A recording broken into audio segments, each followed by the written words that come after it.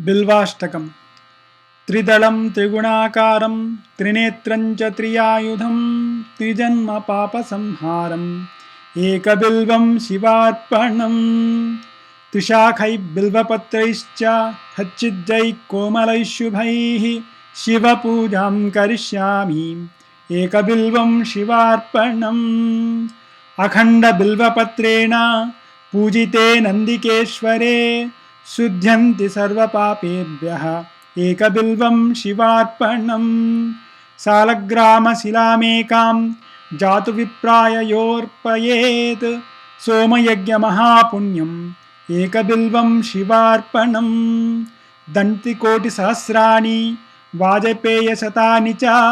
कोटिकन्या महादानम् एकबिल्वं शिवार्पणम् पार्वत्या स्वेदतोत्पन्नं महादेवस्य च प्रियं बिल्ववृक्षं नमस्यामि एकबिल्वं शिवार्पणम् दर्शनं बिल्ववृक्षस्य स्पर्शनं पापनाशनम् अघोरपापसंहारम्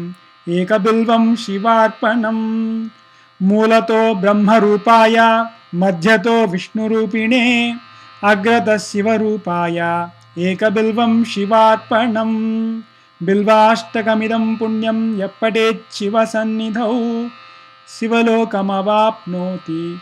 शिवेन सह मोदते।